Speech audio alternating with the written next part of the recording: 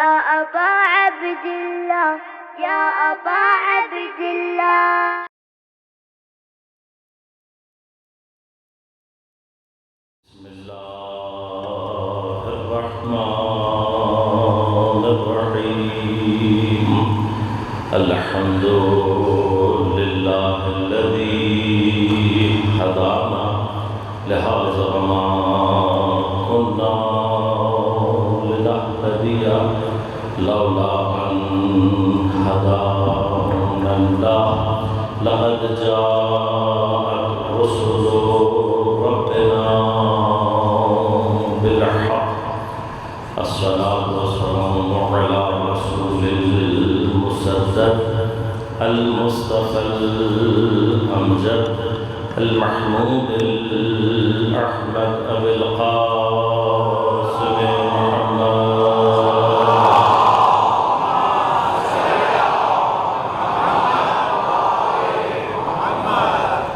الصلاة والسلام على أسد الله الغالب غالب على كل غالب علي بن أبي طالب.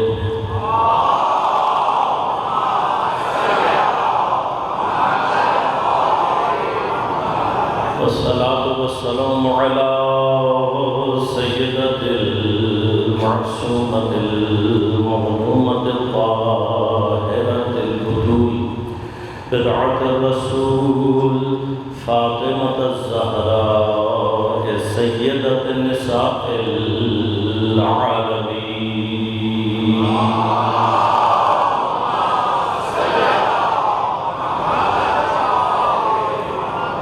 والصلاة والسلام على الحسن المجتبى والحسين المظلوم وأهل بيته الطيبين الطاهرين المعصومين المظلومين المنتجبين المنتخبين، لا سيما بقية الله في الأرضين. روحي وأرواح العالمين لتراب مقدمه الفداء، ولعنة الله على أعدائهم أجمعين. أما بعد، قال الله تعالى في كتابه الكريم: بسم الله الرحمن الرحيم. إنما يريد الله ليذهب عنكم الرجس أهل البيت ويطهركم تطهيرا.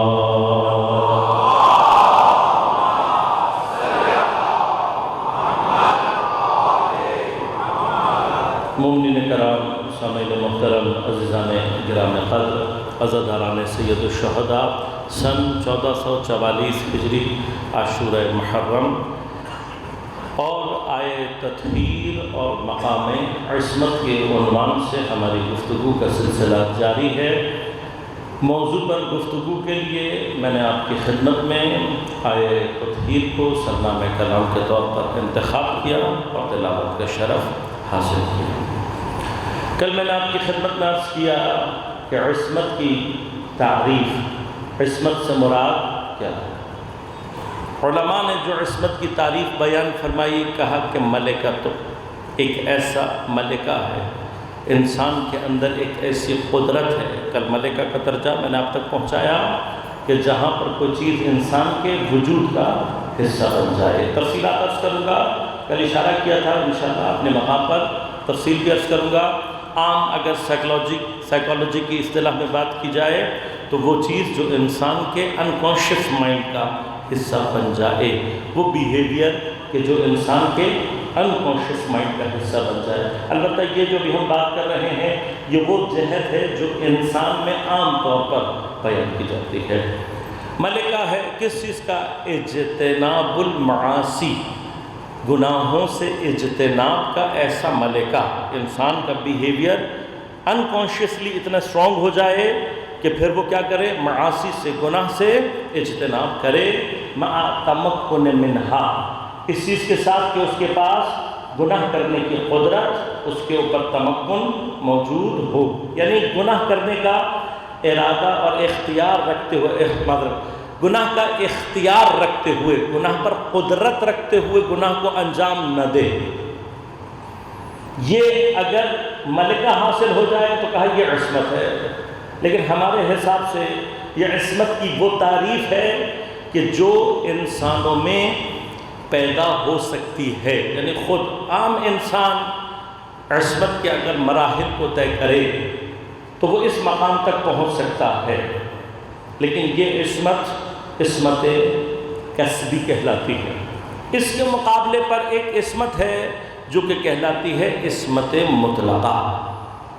اب یہ عصمت مطلقہ یہ تشیع کا امتیاز ہے۔ تشیع شیعہ اسلام کے اس نظریے کو جس طرح سے بیان کرتے ہیں کوئی اور بیان نہیں کر سکتا۔ اس کی وجہ یہ ہے کہ حقیقی معنی میں اگر توحید کو کسی نے سمجھا اور سمجھایا ہے تو وہ محمد و آل محمد علیہ السلام ہے۔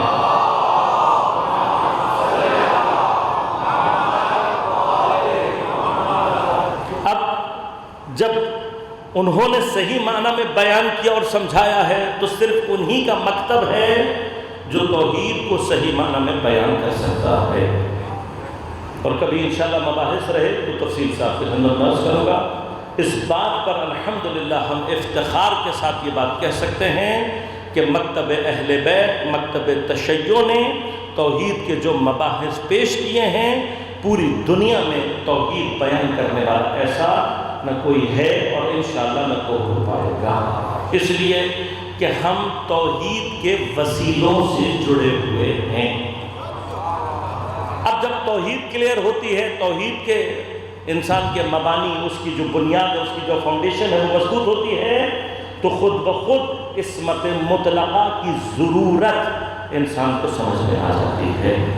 اب جہاں پر خدا کا تصور ہی آڑا ترچھا ہو، کہیں خدا موٹا سا ہو، تخت پر بیٹھا ہوا ہو، کہیں خدا اپنا ہاتھ کسی کے کندھے پر رکھ رہا ہو، کہیں خدا اپنی ٹانگ دوزخ میں، اور اس طرح کے بے تحاشا مسائل، تو وہاں پر کبھی بھی نہ توحید کلیئر ہوگی، نہ نبوت و امامت کلیئر ہوگی، نہ قیامت، تو آپ کو کبھی بھی عصمت مطلقہ نہ سمجھ میں آئے گی، نہ اس کی ضرورت آپ کو سمجھ آ پائے گی۔ میں آج تعریف کر رہا ہوں، آگے چل کر انشاءاللہ اس عصمت مطلقہ کی ضرورت اصلا عقلی طور پر ثابت ہے۔ یہ مباحث شیعوں کے ایجاد کردہ نہیں ہیں۔ انسان عقلی طور پر جب آگے بڑھتا ہے مجبور ہو جاتا ہے یہ ماننے پر کہ خدا اور بندوں کے درمیان ایک ایسا واسطہ ہونا چاہیے جس کی عصمت کی ذمہ داری خدا نے دی ہو۔ لہٰذا ہمارے ہاں عصمت مطلقہ کسبی نہیں ہے، لہٰذا ملکہ کی بحث ہی نہیں ہے، بلکہ عصمت مطلقہ اصلاً ذات اور وجود کا حصہ ہے۔ یعنی کیا؟ خدا کسی کو خلق ہی ایسا کرتا ہے کہ وہ معصوم ہوتا ہے، اور اس عصمت کے باوجود بھی معصوم قدرت پر گناہ رکھتا ہے، تمکن رکھتا ہے، لیکن جب خلق ہی ایسے ہوا ہے تو اس کی یہ کیفیت اتنی شدید ہوتی ہے کہ اصل وہاں تصور گناہ پیدا ہی نہیں ہوتا۔ اب تصور بہت دور کی بات ہے گناہ کا، حتیٰ وہاں پر ایک مرحلہ ایسا بھی آتا ہے جب عصمت اپنے کمال پر پہنچتی ہے کہ صاحب عصمت معصوم حتیٰ اس سے ترک اولا کا امکان بھی ختم ہو جاتا ہے۔ اب یہ عصمت جو ہے یہ ضرورت ہے، کائنات کی ضرورت ہے۔ کیوں اتنی پرفیکشن چاہیے؟ انشاءاللہ یہ اپنے مقام پر دلیل کے ساتھ آپ کی خدمت میں پیش کروں گا کہ عصمت مطلقہ کائنات کی عقلی دلیل کب؟ جب آپ کو توحید سمجھ میں آ جائے، جب آپ کو نبوت کے مسائل سمجھ میں آئے ہوئے ہوں تو عصمت مطلقہ خود بخود ضرورت عقلی بن جاتی ہے۔ خود یہ جو عصمت مطلقہ ہے، اب اس کے مقابلے پر برادران اہل سنت کے ہاں انہوں نے عصمت کو صرف وہاں تک رکھا ہوا ہے جہاں پر معصوم نبی اللہ سے بس وحی کو حاصل کر رہا ہو، دریافت وحی کر رہا ہو اور ابلاغ وحی کر رہا ہو، پہنچا رہا ہو، کبھی یہاں تک معصوم ہے۔ لیکن بعض اہل سنت نے اس دائرے کو وسیع کیا، لیکن جتنا بھی وسیع کیا کہاں تک رکھا؟ کہ بس انبیاء تک۔ انبیاء کے بعد عصمت ختم. انبیاء کے بعد عصمت کی ضرورت نہیں. تو اس کا مطلب میں نے عرض کیا نا کہ آپ کو اس کا مطلب توحید سمجھ میں ہی نہیں آئی. جب توحید سمجھ میں نہیں آئی تو آپ کی بحث تو نبوت پر آ کر ختم کیوں ہو رہی ہے؟ جب توحید نامکمل ہو تو نبوت بھی نامکمل رہ جاتی ہے، اور جب توحید مکمل ہوتی ہے تو امامت کا تصور خود بخود پیدا ہو جاتا ہے. عقلی دلائل، سارے عقلی دلائل ہیں، اور انشاءاللہ عرض کروں گا آپ کی خدمت میں مقامات تک پہنچوں گا. لہذا ہمارے ہاں معصوم کا وجود کائنات میں ضروری ہے. لہذا وہ روایات بھی انشاءاللہ آپ کی خدمت میں معنی کروں گا کہ فرمایا زمین پر حجت خدا کا ہونا ضروری. اگر ایک لحظے کے لیے بھی حجت خدا زمین پر نہ ہو، زمین اپنے اہل کے ساتھ نابود ہو جائے. کیوں ہوتی ہے اور ہو سکتی ہے، پاسبل ہے یا نہیں، انشاءاللہ یہ مطالب تفصیل سے آپ کی خدمت میں عرض کروں گا. ابھی میں ایک مرحلہ عرض کرنا چاہتا ہوں اس عصمت کسبی کا کہ جس کا تعلق انسانوں سے ہے، کیونکہ یہ مرحلہ ہمیں سمجھ میں آئے گا، اوپر کا مرحلہ پھر ہمیں سمجھنا آسان ہو جائے گا. لہذا خدا نے بھی جو ترکیب رکھی ہے وہ اسی طرح سے رکھی ہے. فرمایا انما یرید اللہ، اے اللہ تبارک و تعالیٰ کا ارادہ صرف یہ ہے کیا؟ لیذہب عنکم الرجس اہل البیت، اے اہل بیت تم سے رجس کو دور کرے. انشاءاللہ رجس کا معنی میں تفصیل سے آپ کی خدمت میں کروں گا، لیکن یہاں پر عام معنی کرتا ہوں ناخالصیوں کو، برائیوں کو، گناہوں کو، رزق کو، ناپاکیوں کو تم سے دور رکھے. وَيُطَهِّرَكُمْ تَطْهِيرًا، اور تمہیں ایسے پاک رکھے جیسے پاک رکھنے کا حق ہے. اب یہ ارادہ کیوں ضروری ہے اپنی جگہ پر انشاءاللہ بحث کروں گا. لیکن دو مرحلے ہیں جو آیت سے ہمیں سمجھ میں آتا ہے. پہلا مرحلہ کیا ہے؟ اذہاب الرجس کا مرحلہ ہے. جب تک اذہاب الرجس نہ ہو، ناپاکیاں ختم نہ ہوں، ناخالصیاں، امپیورٹیز جب تک نہیں نکلتی تب تک تطہیر اپنے معنی پیدا ہی نہیں کرتی. اب یہ ہمارے اور آپ کے، میں نیچے سے بات کر رہا ہوں تاکہ اوپر تک جائے جب بات ہمارے لیے اس وقت مرحلے میں کلیئر ہو. اب ہمارے مرحلے میں بھی وہ عصمت کہ جو کسبی ہے، محدود ہے، اور اگر ایک خاص معنی میں کہا جائے تو ایک محدود اور کمزور عصمت ہے، اس کا بھی امکان بغیر اذہاب رجس کے نہیں ہو سکتا. یعنی اصلاً تطہیر کاملاً متوقف ہے کس کے اوپر؟ اذہاب رجس کے اوپر. پہلے امپیورٹیز کو ختم کیا جائے گا، پھر تطہیر کا مرحلہ شروع ہوگا. یہ جو امپیورٹیز کو نکالنا ہے، یہ جو اذہاب رجس کرنا ہے، اسے اصطلاح میں کہا جاتا ہے تزکیہ. تزکیہ یعنی پاک کرنا. اب یہ تزکیے کا جو لفظ ہے یہ مختلف جگہوں پر مختلف طریقوں سے استعمال ہوا. اسی مادے سے لفظ زکوٰۃ ہے. خوب زکوٰۃ کیا ہے؟ زکوٰۃ اپنے مال کی امپیورٹیز کو اس سے جدا کرنا. لہذا جس مال کے اوپر بھی زکوٰۃ آ جائے گی، زکوٰۃ جیسے ہی آئے گی وہ مال کیا ہو جائے گا؟ اس کا وہ حصہ، وہ ایک طرح کی ایسی امپیورٹی ہے کہ جو اگر آپ کے مال میں رہے گی اس کو بڑھنے نہیں دے گی. لہذا زکوٰۃ کٹوتی نہیں ہے، زکوٰۃ مال کو کم نہیں کرتی بلکہ زکوٰۃ مال کو بڑھاتی ہے. اب دو مرحلے ہیں، میں دو مقامات آپ کی خدمت میں عرض کروں گا مثال سے، نوجوانوں کو، اپنے ساتھیوں کو سمجھا کر اور پھر بات کو آگے بڑھاؤں گا. آپ کوئی ایک فیلڈ، کوئی ایک کھیت، کوئی ایک زمین تصور کریں جس کے اوپر آپ کوئی بھی فصل اگانا چاہتے ہیں. اب آپ نے فصل اپنی اگائی اور آپ چلے گئے. کچھ عرصے کے بعد آپ نے دیکھا کہ جتنے بیج آپ نے نہیں لگائے تھے اس سے زیادہ کھیت ہرا بھرا دکھائی دے. تھوڑا سا غور کیجیے گا جو مطلب کہہ رہا ہوں، اس لیے کہ ایک خاص نقطے اس میں پوشیدہ کر رکھیں. جتنے آپ نے بیج نہیں لگائے اس سے زیادہ ہریالی اس کے اندر سبزاں نظر آ رہا ہے. اب آپ بڑے خوش ہوں گے کہ بھائی بیج کم لگائے تھے، محصول کتنا زیادہ. لیکن جو کسان ہے، جو جانتا ہے، جسے معلوم ہے وہ آئے گا، وہ آپ کو آ کر کہے گا کہ بھائی آپ نے جو بیج لگایا تھا یہ سارے کا سارا، یہ جو کچھ بھی اگا ہوا ہے، یہ جو کچھ بھی نظر آ رہا ہے، آپ سمجھ رہے ہو کہ یہ سارا سبزہ ہے، آپ سمجھ رہے ہو یہ سارا محصول ہے، بھائی یہ محصول نہیں ہے، جتنا بوگے اتنا ہی کاٹو گے۔ اگر کہیں ضرورت سے زیادہ ہو رہا ہو تو کوئی نہ کوئی تو گڑبڑ ہے نا بھائی۔ اگر ضرورت سے زیادہ کچھ آ رہا ہو، یہ یاد رکھیے گا، یہ ہر جگہ ہے۔ میں بہرحال عباس میں نہیں جانا چاہتا، ورنہ بحث ضرورت سے زیادہ سیاسی ہو جاتی ہے۔ اگر جتنا بویا ہے اتنا ہی آ رہا ہے تو صحیح ہے، کم ہونے کا بھی امکان ہے، لیکن زیادہ ہو جائے تو انسان کو توجہ کرنی چاہیے۔ یاد رکھیے گا، جس طرح سے ہر چمکتا سونا نہیں ہوتا، ہر سبزہ محصول نہیں ہوتا۔ کیا ہوتا ہے؟ وہ کہے گا بھائی آپ نے بیج لگانے سے پہلے جو جڑی بوٹیاں ہوتی ہیں اس کا ریشہ نکالا یا نہیں، اس کو ختم کیا یا نہیں؟ اب کہیں گے مجھے کیا پتا، کھیت تھا میں دانہ لگا کر چلا گیا۔ لیکن وہ کیا کہے گا؟ وہ کہے گا بھائی کھیتی باڑی کا اصول یہ نہیں ہے۔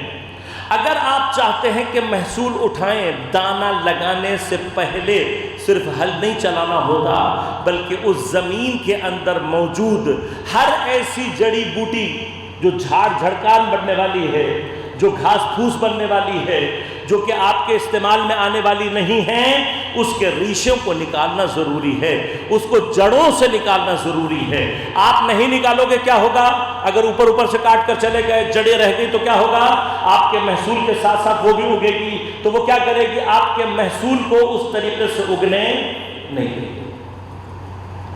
لہذا اگر آپ محصول برابر حاصل کرنا چاہتے ہیں، اچھا حاصل کرنا چاہتے ہیں، تو پہلا اصول کیا ہے؟ اس سے پہلے کہ بیج بو، اس کے اندر جتنی بھی امپیورٹیز ہیں، جتنی بھی گھاس پھوس ہے، جتنی بھی یہ جھاڑیاں ہیں، ان سب کو نکالو۔ ان کو جڑوں سے نکالنا تزکیہ کہلاتا ہے۔ کیوں؟ اگر آپ جڑوں سے نہیں نکالیں گے، اوپر سے کاٹ کر چلے جائیں گے، تو جتنی کھاد، جتنا پانی آپ نے دیا وہ آپ کے محصول تک نہیں پہنچے گا۔ کہاں پہنچے گا؟ یہ جھاڑ جھنکاڑ اس کو استعمال کر لیں گے، یہ طاقتور ہو جائیں گے، آپ کا اصل محصول نیچے دب جائے گا۔ اور ہو سکتا ہے، یہ بھی پاسبل ہے کہ آپ کا اپنا محصول اصلاً اگ ہی نہ پائے، صرف اور صرف یہی جھاڑ جھنکاڑ اگیں۔ لہٰذا اگر اپنا محصول حاصل کرنا ہے تو پہلا مرحلہ کیا ہے؟ اس زمین کے اندر سے اس ساری امپیورٹیز کو اس کے ریشوں سمیت نکالنا ہے۔ جب امپیورٹیز کو اس کے ریشے سمیت نکالا جائے، یہ ایک مرحلہ تزکیہ ہے۔ لہذا اب یہ ایک طریقہ ہے، ایک مرحلہ ہے۔ دوسرا کیا ہوتا ہے؟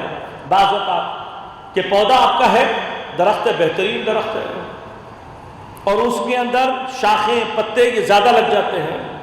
اب ہمارے ہاں قدیم دور میں جب تک کسانوں کو نہیں معلوم تھا تو وہی کہتے تھے بھائی جتنا درخت ہرا بھرا ہوگا، جتنی شاخیں پتے زیادہ ہوں گی، اتنا محصول دے گا۔ لیکن بہت جلد ہی سائنسدانوں نے اندازہ لگایا کہ ہر شاخ ثمر دینے والی نہیں ہوتی، ہر پتے کی ضرورت نہیں ہوتی۔ لہذا ایگریکلچر کی اصطلاح میں، باٹنی میں ایک لفظ استعمال کیا جاتا ہے پروننگ کا۔ پروننگ کیا ہوتی ہے؟ پروننگ یہ ہوتی ہے کہ جتنی بھی ایسی شاخیں اور ایسے پتے ہیں ان کو آپ وقت بہ وقت کاٹتے رہیں۔ اب اگر آپ نے پروننگ صحیح کی ہوگی تو کیا ہوگا؟ آپ کا محصول بڑھے گا، کم نہیں ہوگا۔ زکوٰۃ بنیادی طور پر آپ کے محصول کی، آپ کے مال کی پروننگ ہے۔ یعنی خدا جو نکال رہا ہے، خدا کے لیے جو آپ نکال رہے ہیں۔ اب ہوتا تھا، ہمارے والد صاحب نے بتایا کہ بلوچستان میں جب ہم شروع میں جا کر ان کو کہتے تھے کہ بھائی یہ سیب کا درخت ہے، اس کو تم چاہتے ہو کہ سیب زیادہ لگے تو تمہیں اس کی کچھ شاخیں کاٹنی پڑیں گی۔ تو کہا وہ مطلب پٹھان افراد تھے تو وہ کہتے تھے کہ ہم اپنا ہاتھ کٹوا دیں گے، درخت کی شاخ نہیں کٹنے دیں گے۔ وہ بھائی کیوں نہیں کٹنے دو گے؟ کہا کہ ہمارے ہاں درخت کا اتنا ہی ہے، جتنی شاخیں زیادہ، کب ہمارے لیے درخت انسانوں کی طرح سے جتنے بچے زیادہ اتنا محکم۔ تو والد صاحب نے کہا بھائی انسان میں اور درخت میں کچھ تو فرق ہے یا نہیں ہے؟ پھر ان کو سمجھایا، بتایا، کہا بھائی میں سید ہوں، میری بات مانو، میں تمہیں سمجھا رہا ہوں. ان کو سمجھایا, بتایا. جب راضی ہو گئے تو کیا ہوا, ان کو بتایا کہ دیکھو ایک درخت کے ہم یہ کاٹ کے دیکھ لیتے ہیں کس میں مقدار زیادہ ہوگی. تجربہ کر کے دیکھا, جب اپنی آنکھوں سے تجربہ کر لیا یقین آ گیا. زکوٰۃ اور خمس نکال کر دیکھ لو, یقین خود بخود آ جائے گا, خود بخود آ جائے گا. اب عرض کر رہا ہوں, غور سے سنیے گا. زکوٰۃ کا لفظ قرآن میں جہاں کہیں پر بھی استعمال ہوا ہے وہاں پر عام معنی میں استعمال ہوا ہے. زکوٰۃ یعنی ہر طرح کے مال کی امپیورٹی کو نکالنا. لہذا قرآن میں جہاں کہیں پر بھی زکوٰۃ نماز کے ساتھ استعمال ہوا ہے اس سے مراد زکوٰۃ فقہی نہیں ہے. اس کو تھوڑا سا سمجھیے گا, ایک مطلب ہے, امپورٹنٹ ہے مسئلہ, اور یہی مسائل بعض اوقات پیچیدگیاں بھی پیدا کر دیتے.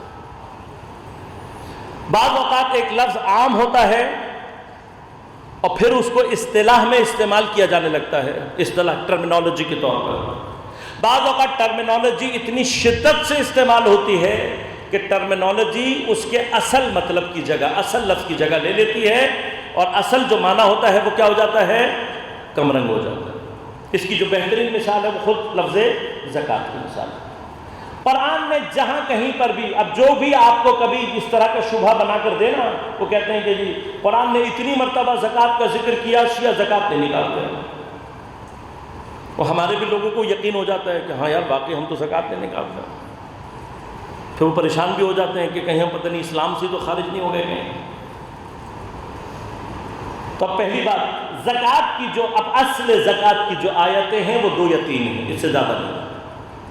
اصل زکوٰۃ کی جو باقی اس کے نصاب وغیرہ سے متعلق ہیں, زکوٰۃ کے اصل وجود کی جو آیتیں ہیں وہ 2 یا 3 ہیں.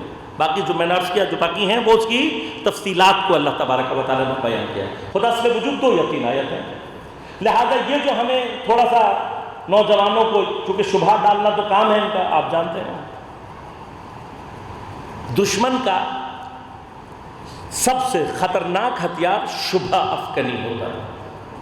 شبہ ڈالنا, شبہ ڈال دو, اگر لوگ متوجہ نہیں ہوں گے فتنہ خود بخود ایجاد ہو جائے گا. یہ دشمن کا سب سے بہترین طریقہ کار ہے. اب اس کے لیے یقیناً وہ بہترین افراد بھی تیار کرتا ہے. ایک شبہ کی طرف بھی اشارہ کرنا چاہتا ہوں, بہتر ہے جملے میں یہی بات آ گئی ہے تو یہی عرض کر دیتا ہوں. تازہ جو ابھی محرم کی ابتدا میں برطانیہ سے جو تازہ شبہ اس وقت پیش کیا جا رہا ہے. ایک صاحب ہیں جو اپنے ساتھ LSC کی ڈگری کہتے ہیں کہ میں نے لی ہے, اور ڈاکٹر وغیرہ بھی لگاتے ہیں انگلش میں. میں لفظ استعمال کر رہا ہوں, میرے حساب سے مجلس سے نہیں پڑھتے, انگلش میں خون حسین کی تجارت کرتے ہیں, اور بڑے دھڑلے سے کرتے ہیں. اور لازمات ہے جب انسان میں حوث اس حد تک بڑھ جائے تو وہ پستی کے اس مقام پر پہنچ جاتا ہے کہ وہ پھر خاک شفا جیسے مقدسات کی نیلامی کرتا ہے. یہ ہوئے ہیں واقعات, آپ کو یقیناً اطلاعات ہوں گی. یہی لوگ ہیں, یہی سارے مل کر یہ تشیع کو جس رخ پر لے کر جا رہے ہیں وہ ساری دنیا کو معلوم ہے.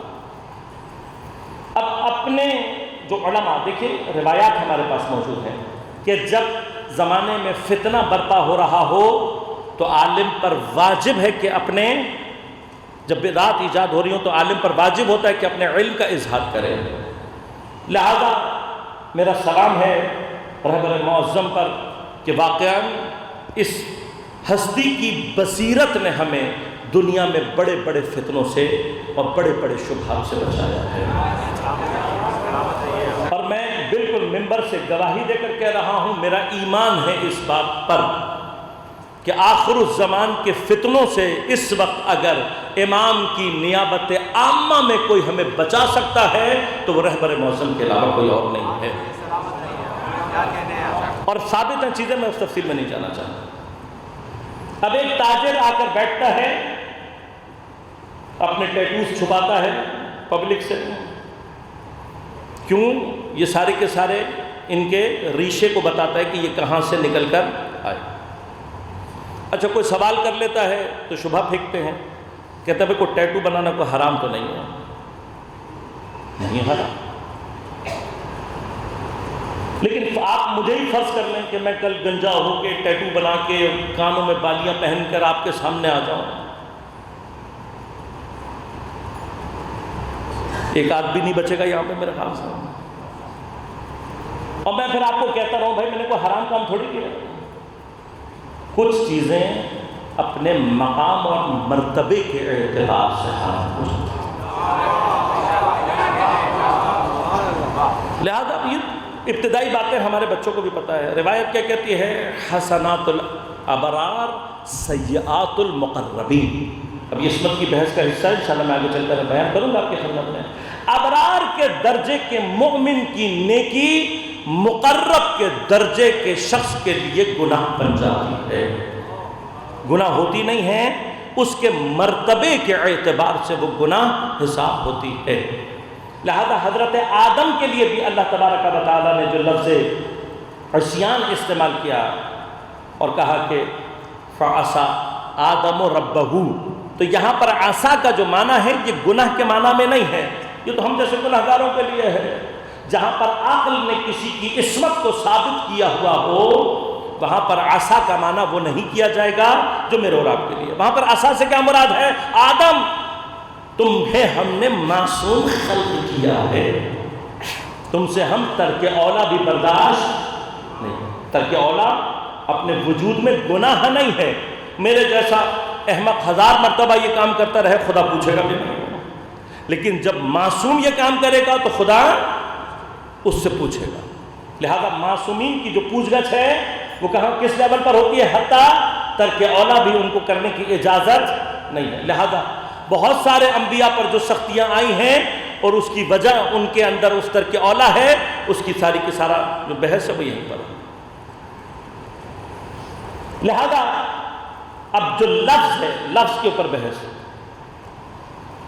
انسان کو اس اعتبار سے سمجھنے کی ضرورت ہے۔ اب آپ کو اصطلاح سمجھ میں آئے گی، مسائل سمجھ میں آئیں گے تو گفتگو خود بخود آسان ہو جاتی ہے، انسان کے لیے یہ چیزیں تلاش کرنا آسان ہو جاتا ہے۔ اب ایک آدمی آتا ہے اور آ کر مثلا ہمارے سامنے شبہ پھینک رہا ہے، کس انداز سے؟ کہہ رہے کہ جی رہبر نے برطانیہ کی شیعہ کمیونٹی کے لیے اس طرح کے الفاظ استعمال کیے۔ یہ جو شبہ انہوں نے ڈالا ہے وہ یہاں سے ڈالا ہے۔ خود کو ڈاکٹر کہتے ہیں اور LSE سے اپنے آپ کو کہتے ہیں کہ میں نے یہاں سے تحصیل کیا ہے۔ اگر تمہارا علمی لیول یہ ہے تو ہمیں تو LSE کی ڈگری پہ شرط ہونے لگے گا۔ بحث کیا ہے؟ بحث یہ ہے رہبر معظم نے جو لفظ استعمال اور اصطلاح استعمال کی ہے، ٹرمینالوجی استعمال کی ہے، وہ ہے برطانوی تشیع۔ اس کا مطلب ہرگز، یہاں تو لفظ کا معنی بھی برطانیہ کی شیعہ کمیونٹی نہیں ہے، برطانیہ میں رہنے والے شیعہ یہ مراد نہیں ہے۔ رہبر کی مراد وہاں پر کیا ہے؟ برطانوی تشیع، یعنی ایک ظاہری طور پر شیعہ خد و خال ہے جس کو برطانیہ نے خود پیدا کیا ہے، ایجاد کیا۔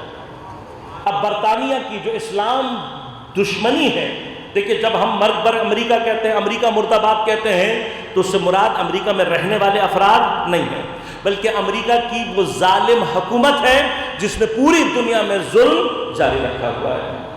واضح سی بات ہے کہ بچے کو پتہ ہے۔ ہم کہتے ہیں اور اسرائیل مرد آباد، تو ہماری بحث وہاں پر رہنے والوں سے نہیں ہے، یہودیوں سے بحث نہیں ہے۔ یہودیوں کے اندر جو زائنسٹ ہیں، جو پوری دنیا میں ظلم پھیلا رہے ہیں، ہمارے مراد وہ ہے، یہ سب کو واضح ہے۔ اب رہبر نے جب برطانوی تشیع کہا ہے تو مراد برطانیہ کے پیسوں پر پلنے والے وہ افراد ہیں جو مراجع کا لباس پہن کر، علماء کا لباس پہن کر، یہ ساری کیفیت میں آ کر اور کیا کر رہے ہیں؟ شیعوں کے نام پر دنیا میں فساد پھیلا رہے ہیں۔ اور رہبر کی ذمہ داری تھی کہ وہ اپنی بصیرت کے ذریعے سے جیسے ہی انہوں نے سر اٹھایا تھا عوام کو متوجہ کریں اور بتا دیں کہ یہ لوگ کون ہیں۔ لہذا اب اس نے ایک شبہ کیا کیا؟ اس نے کہا جی رہبر کی مراد یہ لوگ ہیں، ایسا ہرگز نہیں ہے۔ لہذا ہمارے نوجوان اس طرح کے تمام افراد سے جتنے بھی ہیں متوجہ رہیں اور جتنے بھی شبہ کہیں سے بھی یہ کوئی شبہ لے کر آئیں تو آپ فوری طور پہ یہ یاد رکھیں، ذہنوں کو آمادہ رکھیں، آخر الزمان کی بدترین جو کیفیات ہے وہ کیا ہے؟ یہی شبہات ہے۔ لہذا ایسے تمام افراد جتنے بھی ہیں الحمدللہ علماء موجود ہیں، مراجع اعظام موجود ہیں، دین کا دفاع کرنے والے افراد موجود ہیں، کبھی بھی آپ کی علم میں کوئی ایسا شبہ آئے، کوئی ایسی بات آئے تو علماء موجود ہیں، انشاءاللہ آپ کے جوابات شافی و وافی انداز سے اب تک پہنچائیں گے۔ لیکن ایسے تمام افراد، لہذا رہبر کی بصیرت تھی کہ انہوں نے بہت ابتدا سے ہمیں اس طرح کے، اب یہ جو برطانیہ سے آ رہے ہیں پاکستان میں بھی آپ نے دیکھا مختلف پلیٹ فارم پر کس طریقے سے وہ، اور ان کے پیچھے ایک پوری قوت ہے جو عزاداری کی اور تشیع کی شکل کو تبدیل کرنا چاہتی ہے۔ یہ میرے اور آپ کے سامنے ہو رہا ہے، مگر ہمارے اور آپ کے سامنے نہیں ہو رہا کہ عزاداری سید الشہداء کو میلے میں تبدیل کرنے کی کوشش کی جا رہی ہے۔ ہم سب نے بیداری کا مظاہرہ کرنا ہے، ہم سب کی ذمہ داری ہے کہ اس طرح کے تمام جتنے بھی عناصر ہیں ان کا بھرپور مقابلہ کیا جائے۔ لہذا عزیزان من، شبہ کہاں سے ایجاد ہوتے ہیں؟ شبہ یہاں سے ایجاد ہوتے ہیں، توجہ کی ضرورت ہوتی ہے۔ اب یہ بھی اپنے اندر ایک شبہ ہے، کیا کہ جی زکوٰۃ اتنا اللہ تعالیٰ نے ذکر کیا، خمس کی ایک آیت ہے، زکوٰۃ کا اتنا ذکر ہے۔ ہمارے شیعہ بھی آ جاتے ہیں، بچے ہم سے سوال کرتے ہیں، بزرگ آتے ہیں سوال کرتے ہیں، آقا جان اللہ نے زکوٰۃ کا تو اتنا ذکر کیا ہے، خمس کا ایک آیت ہے۔ تو اس کا جواب پہلا کیا ہے کہ جو قرآن مانتا ہے اس کے لیے ایک آیت بھی کافی ہے۔ کہ کسی شے کے وجوب کے لیے ہاں تمہارے اندر جرأت ہے تو قرآن کی کسی ایک آیت کا انکار کر کے دکھا دو، تو کسی بھی چیز کے واجب ہونے کے لیے ایک آیت کافی ہے۔ یہ پہلا مسئلہ۔ اچھا، چونکہ زکوٰۃ کا ذکر زیادہ ہوا ہے اس لیے زکوٰۃ زیادہ امپورٹنٹ ہے، ایسا کچھ نہیں۔ تو غور کیجیے گا، جہاں کہیں پر بھی قرآن میں لفظ زکوٰۃ نماز کے ساتھ آیا ہے وہاں پر زکوٰۃ سے مراد مال کی صفائی عام طور پر۔ اب اس کے اندر زکوٰۃ فقہی بھی شامل ہے، خمس بھی شامل ہے، اس کے اندر وہ صدقات واجب بھی شامل ہیں اور مستحب صدقات، سب اس کے اندر شامل ہیں۔ جو ہم اور آپ زکوٰۃ سمجھتے ہیں عام طور پر، اس کی جو آیت آئی ہے وہاں پر اللہ تبارک و تعالی نے لفظ زکوٰۃ استعمال نہیں کیا ہے، وہاں پر لفظ صدقات استعمال کیا ہے۔ لہذا زکوٰۃ کی اپنی آیت جو ہے اس میں کیا لفظ استعمال کیا اللہ نے؟ لفظ صدقات، وہاں پر لفظ زکوٰۃ استعمال نہیں کیا گیا۔ بعد میں کیا ہوا، حتیٰ خود پیغمبر کے دور میں یہ جو واجب زکوٰۃ تھی اس کے لیے ٹرمینالوجی زکوٰۃ کے طور پر اختیار کی گئی۔ جیسے قرآن میں کہیں پر بھی نمازوں کے نام اس طریقے سے موجود نہیں ہے۔ پیغمبر نے بتایا کہ یہ فجر کی نماز ہے، اس کو ایسے پڑھنا ہے، یہ ظہر کی نماز ہے، اس کو اس وقت ایسے پڑھنا ہے، یہ عصر، یہ مغرب، یہ عشاء۔ اسی طرح سے پیغمبر نے بتایا کہ زکوٰۃ کیا ہوتی ہے۔ میں زکوٰۃ کے معاملے کو تھوڑا سا بیان کرنا چاہوں گا کیونکہ یہ ایک عمومی کنفیوژن ہے جو ہمارے لوگوں کے ذہنوں میں موجود ہے۔ زکوٰۃ ایک ایسا واجب ہے جو اللہ نے کچھ چیزوں کے اوپر رکھا ہے، ہر چیز پر نہیں رکھا۔ اب شاید اس کی ایک وجہ کیا ہے؟ شاید ایک وجہ یہ ہے کہ زکوٰۃ کے مستحقین جو لوگ ہیں، زکوٰۃ سب پر واجب ہے، بطور عمومی ہر شخص پر واجب ہے، لیکن جن کو آپ نے دینا ہے، جن افراد تک پہنچنا ہے، ان کی تعداد بھی زیادہ ہے، مطلب غیر سادات کی جو تعداد ہے وہ سادات سے زیادہ ہے۔ لہذا اللہ نے چونکہ ایک عمومی کیفیت میں رکھا تھا تو پورے مال پر اللہ نے زکوٰۃ کو واجب نہیں کیا۔ 3 طرح کے حیوانات، 4 طرح کے غلے اور سونا اور چاندی، اس قید کے ساتھ کہ سونا اور چاندی ایسے سکے کی فارم میں اگر ہو کہ وہ سکہ معاملات میں استعمال ہوتا ہو، خرید و فروش میں، تب ان سکوں کے اوپر اس کی زکوٰۃ واجب ہوگی۔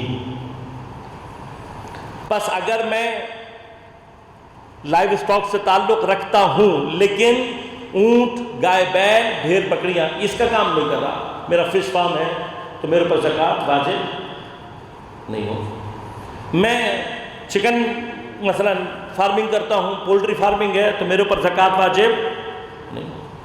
نہیں ہوگی تو نہیں ہوگی. اب اس کا تعلق اس سے نہیں ہے. اللہ نے کہا یہ ان کے اوپر سے نکالنی ہے، اس پہ سے نہیں نکالنی، تو اس پہ سے جس پہ سے نہیں نکالنی اس پہ زکات واجب.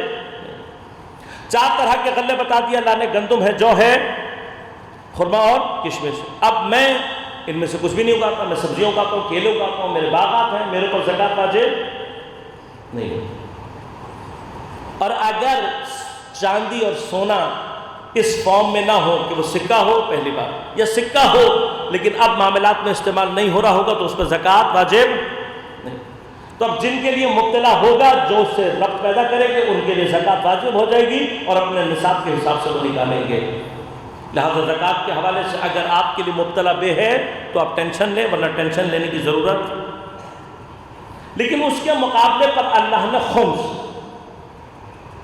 کی وجاہت کیا ہے؟ خمس کی وجہ لینے والے کم ہیں، سادات ہیں اور معصوم. لیکن چونکہ وہاں معصوم موجود ہے اور معصوم نے پورے جامعے کا، پورے معاشرے کا انتظامی کنٹرول اپنے ہاتھ میں رکھنا ہے، لہذا اس کا ایک حصہ معصوم کے لیے مختص کیا گیا. تو ٹیکنیکلی 1/10 آف جو آپ کی انکم ہے وہ امام کے پاس جاتی ہے، اور 1/10 کس کے پاس جاتا ہے؟ سادات. 20% آپ نکالتے ہیں، آدھا سادات کے لیے ہے اور آدھا امام کے لیے. کیوں ہر مال پر اللہ تبارک و تعالیٰ نے؟ اس کی وجہ سادات نہیں ہے، اس کی وجہ امام ہے.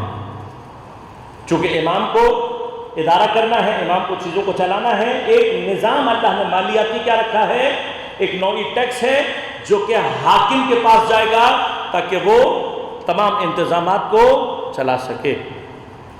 خوب، اب یہاں سے ایک چھوٹا سا مسئلہ اور بیان کر دوں. ایک مسئلہ جو معمولاً ہمارے ہاں شبہ کے طور پر بچوں کو بیان کیا جاتا ہے اور ہمارے بچے بھی کنفیوز ہو جاتے ہیں. وہ کیا ہے؟ جناب ابو طالب علیہ السلام کے بارے میں.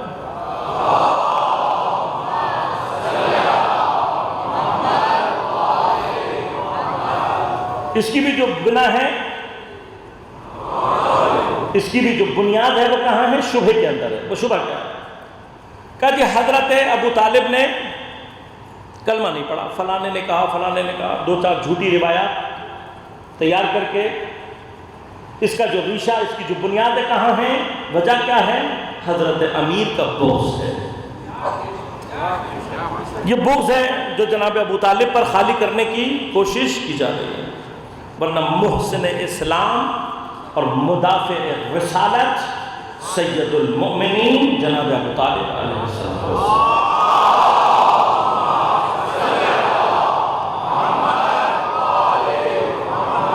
جس نے اپنی پوری زندگی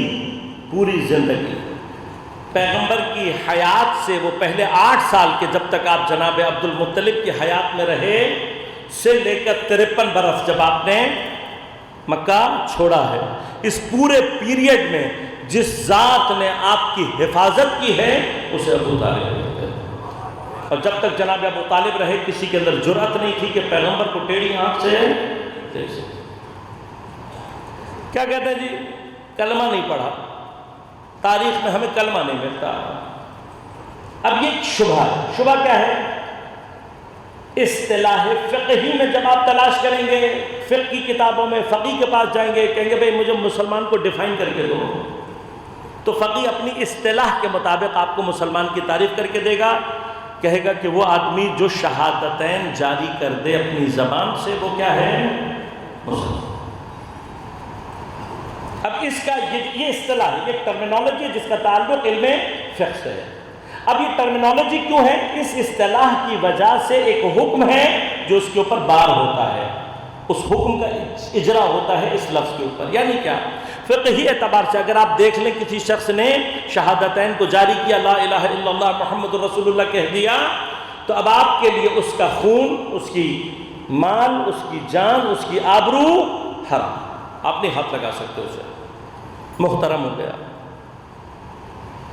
لیکن اب اسی فقیر سے آپ پوچھیں کہ یہ جو آپ نے ڈیفینیشن دے دی، اگر یہ آدمی گونگا ہو، اگر یہ گونگا ہو تو آپ کیا کریں گے؟ بہرا ہو تو پھر آپ شہادتین کہاں سے لائیں گے؟ بھائی نہیں ملے گی نا، آپ کو نہیں ملے گی۔ اب وہاں پر کیا ہے کہ بھئی یہ کسی بھی طرح سے سمجھا دے کافی ہے اس کے لیے، بس وہاں پہ کلمہ غائب ہو گیا، نہیں ملے گا۔ اب آپ اس سے سوال کریں، کہیں کہ اچھا آگے بڑھ کر میں آپ سے ایک سوال اور پوچھتا ہوں، شہادتین پڑھا ہوا تھا اور پیغمبر کے قتل کی سازشیں کر رہا تھا۔ اب میں تاریخ کے پردے اٹھاؤں گا تو بڑے بڑے نام سامنے آ جاتے ہیں۔ ہاں، واقعہ عقبہ، تبوک سے واپسی میں گھاٹی میں پیغمبر کو قتل کرنے کی سازش کی گئی، 24 لوگوں تک نام لکھے ہیں تاریخ نے۔ اور مزیدار بات یہ بتا دوں آپ کو، ذہن میں رکھیے گا کہ ان میں عبداللہ ابن ابی نامی شخص جو مشہور منافق تھا وہ نہیں ہے، کیونکہ مدینہ میں رہ گیا تھا، تبوک میں مدینہ میں رہ گیا تھا، نہیں گیا تھا۔ تو اب کوئی تاریخ یہ نہیں کہہ سکتی کہ یہ جو عقبہ کے منافق تھے ان کی آیات بھی اللہ نے عبداللہ ابن ابی کے لیے، عبداللہ ابن ابی کو رکھا ہوا ہے۔ جو بھی منافقوں کی آیت ملے وہ لے جا کر عبداللہ ابن ابی، چاہے مکہ میں اترے جب وہ پیدا ہی نہیں، موجود ہی نہیں تھا، تب بھی اٹھا کے کہاں لگا دو؟ عبداللہ ابن ابی۔ جو بھی منافق کی آیت ملے عبداللہ ابن ابی۔ اور بھائی دیکھو تو صحیح، آیت اتر کہاں رہی ہے؟ آیت مکے میں اتر رہی ہے، تم عبداللہ ابن ابی ڈھونڈ کے لا رہے ہو، کیوں؟ اس لیے کہ عبداللہ ابن ابی، اب میں ایک یہاں پر بحث ہے پوری، یاد رکھیں منافق اس وقت تک منافق رہتا ہے جب تک اس کا نفاق ظاہر نہ ہو جائے۔ اگر عبداللہ ابن ابی کے بارے میں اللہ نے بتا دیا، اس کے رسول نے بتا دیا کہ یہ منافق ہے، تو نفاق ختم ہو گیا۔ کسی کو اگر اللہ کا رسول کہتے کہ منافق ہے تو اس کا مطلب وہ مومن نہیں ہے۔ منافق کہتے ہی اسے ہیں جس نے اپنے نفاق کو چھپایا ہوا ہو۔ تو عبداللہ ابن ابی ٹیکنیکلی تو ویسے خارج ہے، لیکن پھر بھی اللہ نے اہتمام کر دیا، تبوک میں یہ پیچھے رہ گیا، اس کی باقی پارٹی پیغمبر کے ساتھ تھی۔ اللہ نے واقع عقبہ میں جتنے افراد تھے ان کے لیے آیت منافقین نازل کر کے ہمیشہ کے لیے سرحد کھینچ دی کہ اب آیت ہر جگہ وہاں نہیں لے کے جانا، بلکہ کچھ لوگ مسلمانوں کے بھیس میں 9ویں ہجری تک حتماً منافق تھے۔ اب جو 9ویں ہجری تک منافق رہا ہو، 1 سال کے بعد غائب ہو جائے تو اس کا مطلب کیا ہے؟ غائب نہیں ہوا ہے، چھپایا گیا ہے، چھپایا جاتا ہے، نہیں نام لیا جاتا۔ ورنہ میں تاریخ کے موضوعات کھولنا نہیں چاہتا۔ خود اگر منافق ہو، پیغمبر کے قتل کی سازش کرے، تو کوئی دنیا کا فقیہ نہیں کہہ سکتا کہ یہ شخص اب بھی کا 1000 مرتبہ کلمہ پڑھ لے، لیکن اگر نبی کا قاتل ہے یا قتل کی سازش کر رہا ہے، حتماً کافر ہے۔ بس کلمہ ہوتے ہوئے بھی کوئی کافر ہو سکتا ہے۔ بس اب آخری مرحلہ ہے کہ میں فقیہ سے پوچھوں کہ کسی کا کلمہ نہ ملے لیکن عمل سے ثابت ہو جائے، تو آپ نے گونگے کے بارے میں بھی کہا، آپ نے بہرے کے بارے میں بھی کہا، بھئی عمل سے ثابت ہو جائے تو مسلمان۔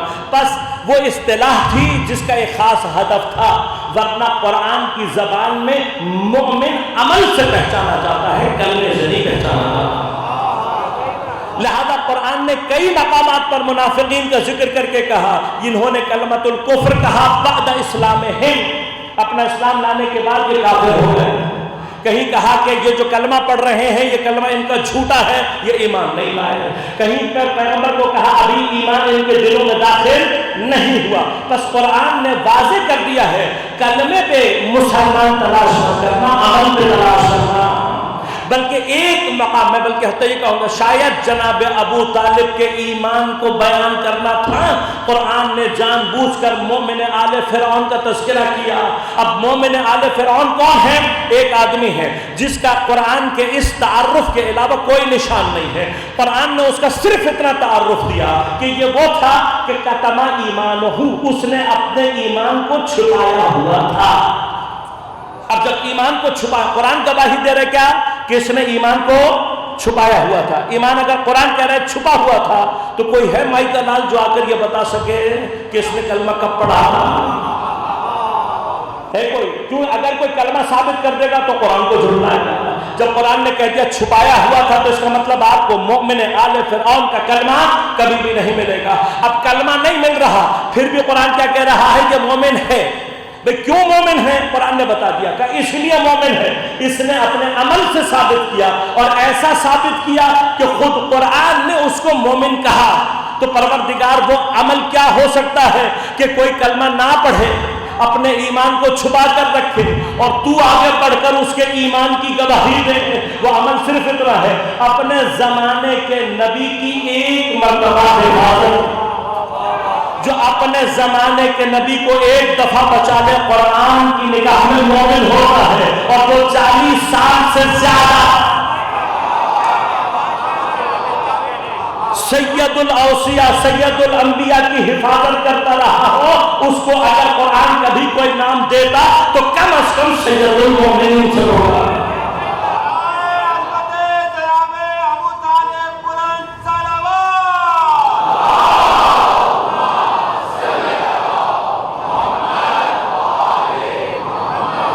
لہذا یہ جو حدیث کے کارخانوں سے نکلی ہوئی حدیثیں ہیں ان کو اپنے پاس رکھو، ہمیں ان کی ضرورت نہیں ہے.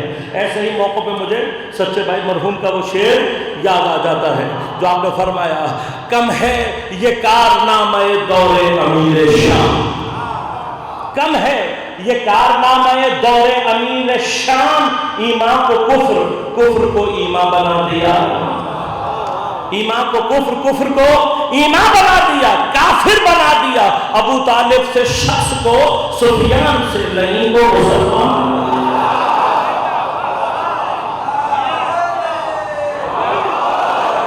تو جس دور میں ان کو مسلمان بنایا گیا، جن لوگوں نے ان کو مسلمان، انہوں نے حضرت ابو طالب علیہ السلام کو کافر بنانے کی کوشش کی ہے. لہذا عزیزان من، جناب ابو طالب ہمارے لیے اسی طرح سے مقدس ہیں جیسے کسی کے لیے کوئی اور ہو سکتا ہے. اور ہم ہرگز اجازت نہیں دیں گے اس بات کی کہ کوئی جناب ابو طالب محسن اسلام، محسن پیغمبر کی توہین کرے. لہذا عزیزان من، مرحلہ کیا ہے؟ مرحلہ اصطلاح.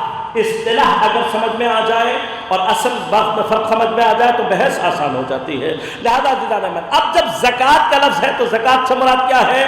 زکوٰۃ کٹوتی نہیں ہے بلکہ زکوٰۃ پروننگ کی مانند ہے. اللہ تعالیٰ نے ہمارے مال میں وہ چیزیں ایسی رکھی ہیں کچھ کہ جب تک ان کو کاٹو گے نہیں مال نہیں بڑھے گا. تجربہ کرنا ہے، خمس، زکوٰۃ، مال، صدقات نکالتے رہیں جب تک مال میں ایسا صدقہ جو کسی اور کا حق ہے وہ باقی رہے گا، مال کبھی بھی برکت پیدا نہیں کر سکتا. مال بڑھانا چاہتے ہیں، اپنے واجبات مالی حتماً ادا کریں.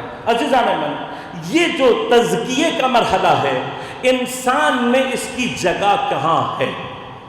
خود انسان. اب ہم جب کہتے ہیں کہ جی ہمارا تزکیہ ہو، ہمارا تزکیہ، کیوں تزکیہ ضروری ہے؟ تزکیے کے بغیر طہارت اصل میں پیدا نہیں ہو سکتی. لہذا یہی تزکیے کا مرحلہ ہے کہ جہاں پر علماء کہتے ہیں کہ اگر انسان کے پاس نجاست آ جائے تو پہلا مرحلہ تزکیہ ہے. مرحلہ کیا ہے تزکیے کا؟ کہ پہلے عین نجاست کو اپنے آپ سے دور کرو. عین نجاست دور ہوگی تو پھر تطہیر کا مرحلہ انسان کے اندر معنی پیدا کرے گا. لہذا تطہیر بغیر تزکیے کے کبھی بھی معنی پیدا نہیں ہوتی.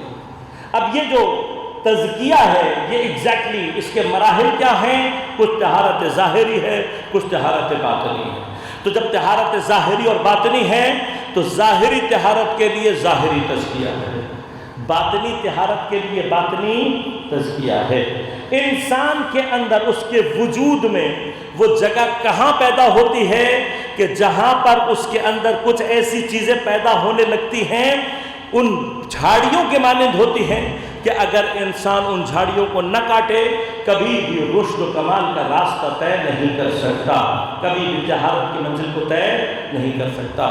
یہ جتنے بھی جھاڑ و جھنکار ہیں ان کا اصل جو منشا ہے وہ انسان کا نفس ہے. انسانی نفس کے اندر کچھ ایسی چیزیں پیدا ہوتی ہیں کہ اگر ان کو ریشے سے نہ کاٹا جائے کبھی بھی انسان کے اندر تزکیے کی منزل حاصل نہیں ہو سکتی. لہذا اب غور کیجیے گا، ایک مرحلہ عرض کروں اور آج کے لیے آپ کی زحمت کو تمام کروں. مرحلہ یہ ہے کہ تزکیہ جب قرآن نے بیان کیا تو پیغمبر کے اہداف میں سے ایک ہدف کیا ہے؟ هو الذی بعث فیہم رسولا منہم یتلو علیہم آیاتہ ویزکیہم. پیغمبر کا ہدف کیا ہے؟ آیات کو تلاوت کرے گا جس سے آیات کی تلاوت برداشت ہو جائے. بہت سمجھ کے لفظ بات کر رہا ہوں، جس سے آیات کی تلاوت برداشت تو ہو جائے، وہ تزکیے کی قابلیت پیدا کرتا ہے۔ اب قرآن نے تو عام طور پہ کہتے ہیں نا یتلو علیہم آیات ہی، قرآن کی آیات کو کیا کرتا ہے؟ تلاوت کرتا ہے۔ یہاں سے کیا مراد ہے؟ کچھ آیات کی تلاوت کرتا ہے، کچھ کی نہیں، قرآن کی تلاوت ہے۔ قرآن کی تلاوت یعنی کیا؟ پورے کا پورا قرآن، سارے کا سارا قرآن انسان کو کیا ہونا چاہیے؟ برداشت۔ ایسا نہ ہو کہ قرآن کی کوئی آیت آپ کے سامنے آئے اور پیٹ میں درد ہونا شروع ہو جائے، یہ نہیں ہونا چاہیے۔ اگر کسی کے اندر ایسا مرض پایا جا رہا ہے تو وہ اطمینان کر لے کہ اس کا تزکیہ ممکن ہی نہیں ہے، وہ بیمار ہے کہ جس میں ایمان کا پودا کبھی بھی نہیں لگ سکتا۔ پس مرحلہ کیا ہے؟ یتلو علیہم آیات، ان کے اوپر آیت کو تلاوت کرتا ہے۔ آیت کا تلاوت کرنا پہلا ٹیسٹ ہے، یہ پہلا ٹیسٹ ہے، اس سے پتہ لگے گا تزکیے کے قابل ہے یا نہیں۔ اگر اسی ٹیسٹ میں فیل ہو جائے تو پھر آگے تزکیے کا مرحلہ، تزکیہ ہوگا وَيُعَلِّمُهُمُ الْكِتَابَ وَالْحِكْمَةَ، جس کا تزکیہ ہو جائے گا وہ صلاحیت پیدا کرے گا کہ پیغمبر اس کو کتاب اور حکمت کی تعلیم دیں۔ ایسے ہی ہے نا، دو مرحلے۔ اگر پیغمبر کا اپنا تزکیہ نہ ہوا ہو تو پیغمبر دوسرے کا تزکیہ نہیں کر سکتے۔ خوب تعلیم کرے گا، پہلے تزکیہ کرے گا، پھر کیا کرے گا؟ یعلمہم الکتاب والحکمہ، پیغمبر تعلیم دے گا کتاب کی اور حکمت کی۔ خوب میں عالم اسلام سے ایک سوال پوچھنا چاہتا ہوں، کتاب کب کہلاتی ہے؟ عام سی بات ہے نا، کہ میرے دل میں کتاب ہے، مثلا میں کتاب لکھنا چاہتا ہوں، میرے ذہن میں خط و خال ہے، تو آپ کے حساب سے کتاب ہو جائے گی؟ نہیں ہوگی نا، کتاب نہیں بنے گی۔ کیوں؟ اس لیے کہ کتاب کا مادہ کتبہ سے نکلا ہے۔ ایسے ہی ہے نا بھئی، کتاب کہاں سے نکلی ہے؟ کتبہ کہتے ہیں لکھنے کو، لکھنے والے کو کاتب، اور جس کو لکھ دیا جائے وہ مکتوب۔ کتاب مکتوب کے معنی دیتی ہے، وہ چیز جو لکھی ہوئی ہو۔ تو اب اگر تمہارے حساب سے پیغمبر لکھنا جانتے ہی نہیں تھے، پڑھنا جانتے ہی نہیں تھے، تو جو نہ لکھنا جانتا ہو نہ پڑھنا جانتا ہو وہ کتاب کی تعلیم دے کیسے سکتا ہے؟ تھوڑا سا قرآن کی آیات کو سمجھنے کی کوشش کرتے تو مسائل تمہارے خود بخود حل ہو جاتے۔ ہاں، پیغمبر نے لکھا نہیں، کبھی پیغمبر نے لکھا نہیں استعمال کیا قلم۔ کیوں نہیں استعمال کیا؟ اس لیے کہ یہ اللہ کا وہ نمائندہ ہے جو زمین پر اللہ کے اسماء و صفات کو ظاہر کرتا ہے۔ تو چونکہ اس کا نمائندہ ہے تو کچھ مزاج بھی اسی جیسا رکھتا ہے، ہاں اسی جیسا مزاج رکھتا ہے۔ بھئی اس کے پروردگار کا مزاج کیا ہے؟ اس کے پروردگار کا مزاج یہ ہے، یعلم، وہ جانتا ہے جو تم ظاہر کرتے ہو اور جو تم چھپاتے ہو۔ ہاں پروردگار جانتا ہے نا، یعلم، وہ جانتا ہے، جو تم چھپاتے ہو وہ بھی جانتا ہے، جو تم ظاہر کرتے ہو وہ بھی جانتا ہے۔ پروردگار جب تو جانتا تھا تو شیطان کو پہلے ہی نکال دیتا، بھئی جانتا تھا نا، اللہ پہلے سے جانتا تھا، نکال دیتا شیطان کو۔ تو وہاں سے جواب کیا آئے گا؟ کہ اگر میں اپنے اس علم کے اظہار کے ذریعے سے شیطان کو نکال دیتا تو آج اتنے حامی شیطان کے کھڑے ہوئے ہیں، پھر تو پوری فوج کھڑی ہو جاتی کہ بیچارے کے ساتھ ظلم ہو گیا، بلا وجہ نکال دیا، کچھ کیا نہیں تھا۔ تو میں جاننے کے باوجود اس وقت تک منتظر رہوں گا کہ جب تک یہ ظاہر نہ کر دے، اور اگر ظاہر نہیں کر رہا ہوگا تو ایک ایسا امتحان لوں گا کہ جو بھی چھپا ہوا ہوگا خود ہی باہر نکل آئے گا۔ اب جو کچھ بھی چھپا ہوا تھا اللہ نے صرف امتحان کی خاطر نہیں، ایک مرحلہ انشاءاللہ عرض کروں گا کہ حضرت آدم کو مٹی سے کیوں بنایا، کل انشاءاللہ آپ کی خدمت عرض کروں گا۔ ایک مرحلہ، ایک ہدف کیا تھا، یہ بھی تھا آدم کو مٹی سے بنایا ہی اسی لیے تھا کہ مٹی سے بنا کر آگ سے بنے گا کو کہہ دیا اس کو سجدہ کر۔ اتنا سا امتحان تھا، اندر کا کفر خود بخود سامنے۔ تو جانتا تو اللہ پہلے بھی تھا، ظاہر کرنے کے لیے اتنی دیر صبر کیا، لکھنا پڑھنا تو میرا مولا جانتا تھا، صبر کیا آخری وقت تک، بس جاتے جاتے میرا مولا قلم اور کاغذ مانگ گیا، اتنا سا امتحان تھا، جو کچھ اندر تھا سب باہر آ گیا۔ تھوڑا سا کام گیا، چھوٹا سا امتحان تھا، الہی مزاج کا ہے، الہی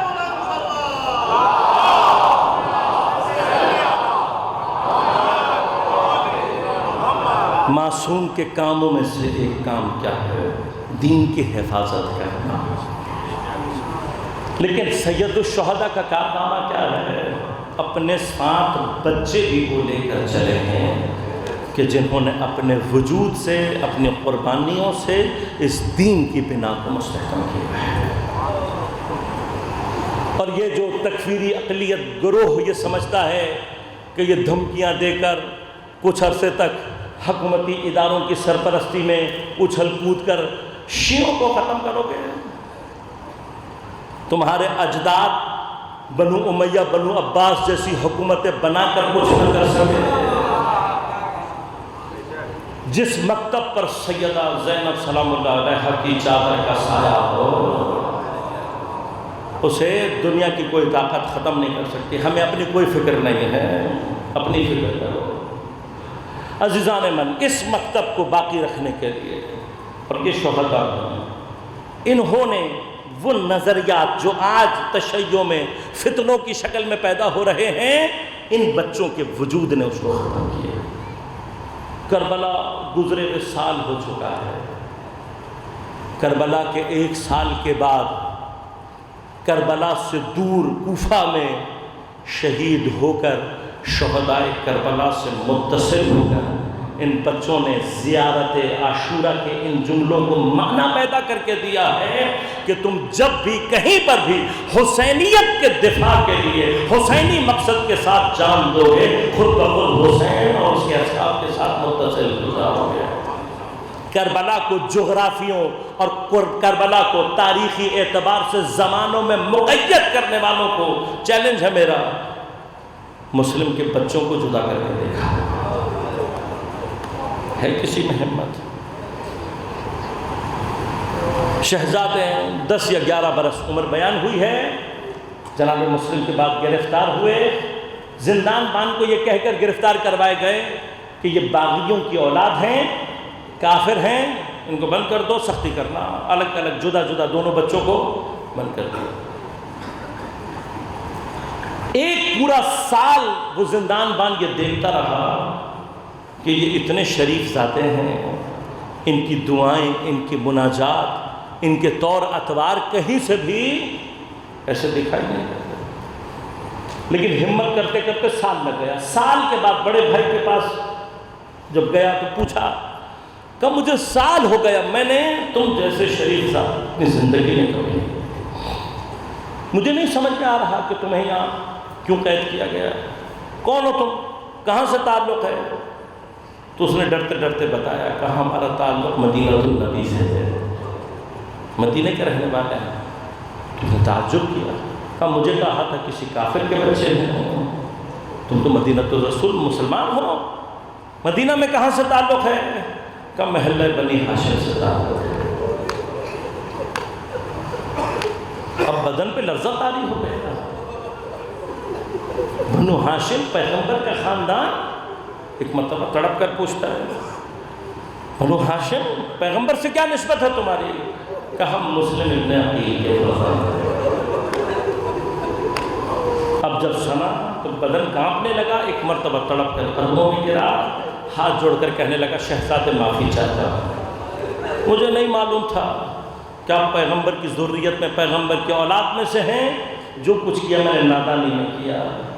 بھاگ کر گیا، چھوٹے بھائی کو لے کر آیا، دونوں بھائی ایک دوسرے سے گلے مل کر کافی دیر تک روتے رہے۔ پھر اس نے کہا شہزادوں اگر کوئی خدمت میں انجام دے سکوں تو مجھے بتلا دیجیے، کہ اگر ہمیں مدینہ پہنچا سکتا ہے تو تیری مہربانی ہو، کہ یہ میری وسعت میں نہیں ہے، میں یہ کام نہیں انجام دے سکتا۔ پھر کیا کر سکتا ہے؟ کہا زیادہ سے زیادہ یہ کر سکتا ہوں کہ آپ کو آزاد کر دوں۔ تو تیری مہربانی، آزاد کر دیا، دروازہ کھول دیا۔ جب شہزادے جانے لگے، آگے بڑھ کر بڑے بھائی کا ہاتھ پکڑ لیا۔ 1 سال سے مصیبت زدہ بچے جب اس نے ہاتھ پکڑا تو پریشان ہو گئے، لرزتی ہوئی آواز میں کہنے لگے، بھائی ہمارے پاس تجھے دینے کے لیے کچھ نہیں۔ تو شہزادے مجھے کچھ چاہیے نہیں، بس ایک چھوٹا سا وعدہ کر کے جاؤ میرے ساتھ۔ وعدہ کیا ہے؟ کہا تم جانتے ہو نا میں نے جو کچھ بھی کیا لا علمی نہیں کیا، میں جانتا نہیں تھا، غلطی سے ہو گیا، بس آج مجھے وعدہ دے کر دو، قیامت جب تمہارے جج کے سامنے آؤں گا تو وعدہ کرو میری شفاعت کر دینا۔ شہزادوں نے جب وعدہ کیا، راستہ کھول دیا۔ میں واقعاً تاریخ میں حیران ہوتا ہوں، جب جناب مسلم کو کوفے میں راستہ نہیں ملا تھا، تو مسلم کے چھوٹے چھوٹے بچے کوفہ میں کہاں راستہ تلاش کرتے، سارا دن بھٹکتے بھٹکتے جب نہیں مل سکا کوئی راستہ، کوئی مقام، تو نہر کے کنارے ایک درخت کے اوپر دونوں بھائی ایک دوسرے سے گلے مل کر بیٹھے۔ صبح ہارے سے ملعون کی کنیز آئی پانی بھرنے کے لیے، جب نہر میں نگاہ کی، پانی کے عکس میں 2 چاند سی صورتوں کو بنایا جاتا۔ درخت پر دیکھا، ایک مرتبہ بچوں سے پیار محبت سے بات کر کے دونوں کو اتارا، لرز رہے ہیں بچے۔ جب اس نے پیار سے محبت سے بات کی، اس کے ساتھ گھر چلے گئے۔ جب بتایا کہ ہم مسلم ابن عقیل کے بچے ہیں، تہخانے میں لے جا کر چھپا دیا، دونوں کو کھانا پانی دیا، کہا شہزادوں آواز نہیں نکالنا، میرا مالک دشمن اہل بیت میں سے ہے، ناصبی ہے اور آپ کو تلاش کرتا پھر رہا ہے۔ بچوں نے کئی دنوں کے بعد پیٹ بھر کے کھانا کھایا تھا، دونوں بھائی سو گئے۔ خواب کے عالم میں دیکھا کہ بابا مسلم آئے ہیں، 7 پیغمبر بھی ہیں، مولا کائنات بھی ہیں، اور کہہ رہے ہیں بچوں تمہاری اور ہماری جدائی کا وقت۔ شہزادے بیدار ہوئے، ایک دوسرے سے قصہ کہا اور پھر گلے مل کر رونے لگے۔ ہچکیوں کی صدا بلند ہوئی اور گھر میں موجود ملعون حارث متوجہ دوڑتا ہوا تہخانے میں پہنچا۔ اب جب بچوں کو دیکھا، ایک مرتبہ خوشی سے کہنے لگا، جن کو میں پورے کوفہ میں ڈھونڈتا پھر رہا تھا، وہ لعل و گوہر تو میرے گھر میں بیٹھے ہیں۔ راوی کہتے ہیں آگے بڑھ کر بچوں کی زلفوں کو ہاتھ میں لے کر رخساروں پر تماچے لگائے۔ نبی کی ضروریت ہے، نبی کے بچے رسیوں سے باندھ دیا، غلام اور بیٹے کو ساتھ لیا، نہر کے کنارے پہنچا، پہلے اپنے غلام سے کہا جاؤ اور جا کر ان دونوں کو قتل کر۔ حبشی غلام تھا، تلوار لیے جب بھائیوں کے پاس پہنچا، ایک مرتبہ بڑے بھائی نے جرأت کی، کہا تو کتنا ہمارے جد کے غلام جناب بلال سے مشابہت رکھتا۔ اس نے کہا تمہارا پیغمبر سے کیا رابطہ؟ مسلم ابن عقیل کے بیٹے ہیں۔ تلوار پھینکی، نہر کے اس طرف گیا، یہ آوازیں دیتا رہا، کہا نہیں اس معاملے میں تیری اطاعت نہیں کروں۔ بیٹے سے کہا، بیٹا آگے بڑھا، جب نزدیک پہنچا تو پھر بچوں نے ہمت کی، جب وہ نزدیک پہنچا تو کہا تیری جوان صورت کو دیکھ کر ہمیں ہمارا جوان بھائی علی الاکبر یاد آ رہا ہے، تو تمہارا ان سے کیا رابطہ، کیا رشتہ؟ کہا مسلم ابن عقیل کے بچے ہیں۔ اس نے بھی انکار کیا، چلا گیا۔ اب یہ غصے کے عالم میں تلوار لیے شہزادوں کے نزدیک آئے۔ شہزادوں نے پھر ہمت کی، کہا تو اگر ہمیں قتل کر کے تجھے کیا ملے گا؟ کہا پیسہ ملے گا، فائدہ ہوگا۔ کہا تجھے جتنا پیسے کی امید ہے تو مدینہ لے جا، ہم تجھے زبان دیتے ہیں، ہم تجھے پیسہ دلائیں گے۔ کہا نہیں قتل کروں گا۔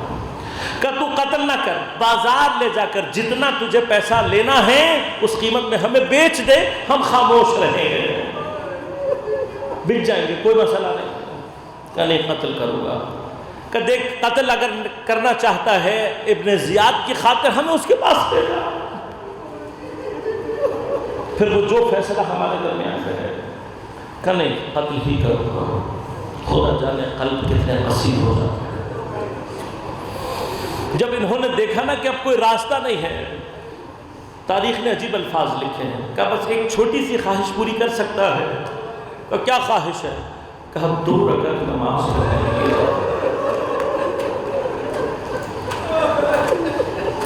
کاش میں اپنے بچوں کو سمجھا سکوں کہ نماز، کاش میں اپنے بچوں کو بتا سکوں کہ نماز۔ بچوں نے وضو کر کے نماز پڑھ کر چھوٹے چھوٹے ہاتھوں کو بلند کر کے یا احکم الحاکمین، جو ہم کر سکتے تھے ہم نے کر دیا، اس ظالم اور ہمارے درمیان تو حاکم۔ دعا ذرا سی تلہنی ہوئی تھی، یہ ملعون تلوار لیے غیظ کے عالم میں بڑھائیں، بڑے بھائی کی زلفوں کو ہاتھ میں، چھوٹا بھائی دوڑ کر لپٹ گیا، کہتا پہلے مجھے قتل کر دے۔ بڑا تڑپ کر کہنے لگا نہیں پہلے مجھے قتل کر دے۔ ابھی بچوں میں یہ تکرار چل رہی تھی، ظالم نے ایک مرتبہ تلوار کا وار کیا، بڑے بھائی کی گردن کو جسد اطہر سے جڑا کیا، بڑے بھائی کے جنازے کو ایک مرتبہ اٹھا کر پانی میں پھینک دیا۔ راوی کہتے ہیں کہ بھائی کا بدن پانی کی سطح پر جا کر ڈھکے ہوا، گویا بڑا بھائی چھوٹے بھائی کا انتظار کر رہا تھا۔ پھر آگے بڑھ کر اس ملعون نے چھوٹے بھائی کی زلفوں کو ہاتھ میں لیا، تلوار کا وار کیا، چھوٹے کو بھی شہید کر کے اس کے بھی جسد کو پانی میں پھینکا۔ بس راوی کہتا ہے دونوں بھائی ایک دوسرے سے بغیر ہو گئے، دونوں کے بدن پانی کی سطح میں نیچے بیٹھ گئے۔ بس تاریخ میں عجیب الفاظ لکھے ہیں، ابن زیاد بڑا ملعون، بڑا ہی قسی القلب شخص تھا، لیکن تاریخ نے لکھا ہے اس کے سامنے جب ان دونوں شہزادوں کے سر لائے گئے، اتنے خوبصورت شہزادے تک مسلم کے 3 مرتبہ اپنی جگہ سے اٹھا، 3 مرتبہ بیٹھا اور ایک مرتبہ کہنے لگا ارے تو ملعون کیسا تھا، تجھے ان چاند سی صورتوں پر ٹھہرنا آیا۔ ارے میں کہوں گا یہ بچے تو بچے ہیں، تم وہ لوگ تھے جب حسین اپنا 6 مہینے کا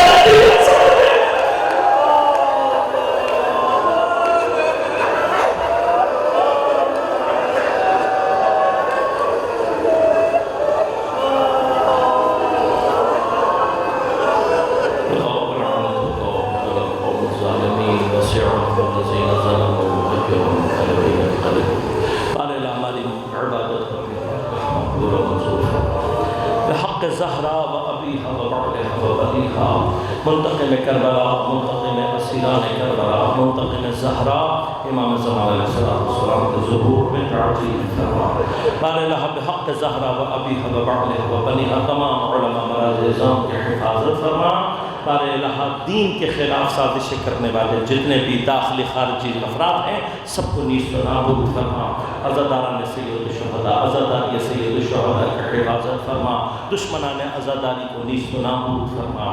ہم سب کو امام زمان علیہ السلام کے اعمال و انصار میں شمار ہونے کی توفیق عنایت فرما۔ ربنا تقبل منا انک انت السمیع العلیم برحمتک یا